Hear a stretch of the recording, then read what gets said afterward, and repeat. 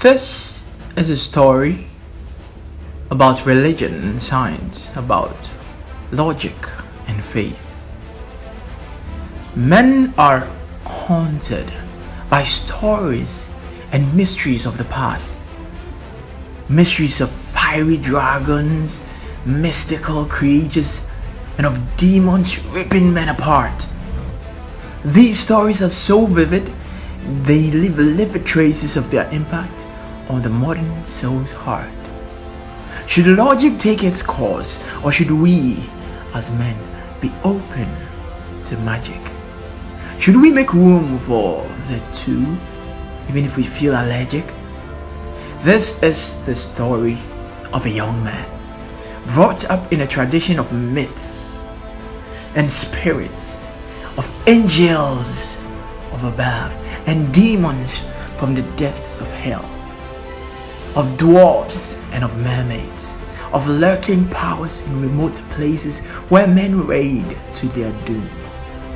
This is also a story of a young woman raised to believe only what the eyes can see, to trust in herself and in a brain that sits gently in her head.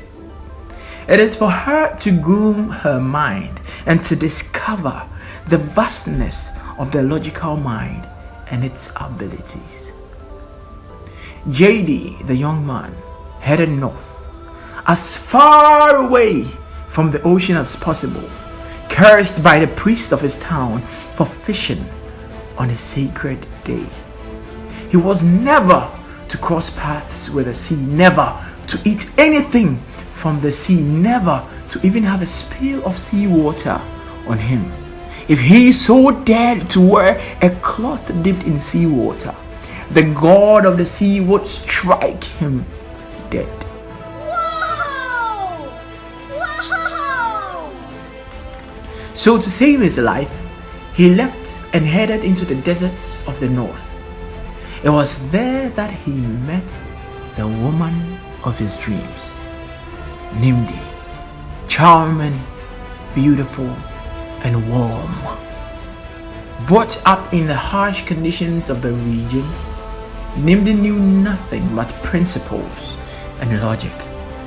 The only spirit she believed in was her own, and the potential power residing in people. Maybe it was their differences that brought them together. JD marveled at Nimdi's ignorance of the gods and got carried away by her strong beliefs in beating the odds. She never for a moment underestimated herself, and she also was shocked at the stories JD told, the characters and emotions that followed each fairy tale. She would get carried away by every story, although she believed they were nothing more than stories. She couldn't convince JD to believe otherwise. They would argue, fight, and laugh about it. Yet, they each held on firm to what they believed. JD will never get near the sea, and Nimdi will never open her spiritual eyes to see, until the day of evil came. Until that day of many tears.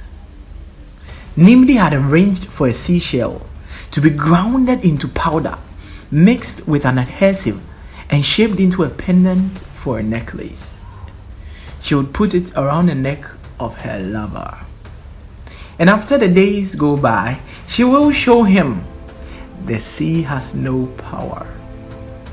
JD had also arranged for a seer to come and reveal to Nimdi the secrets about her own self, secrets that no one else knew but her. So she would know that there is power beyond logic. None of them knew of the other's intention.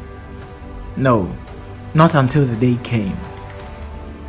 JD told Nimdi that he had a surprise for her, but the seer did not come.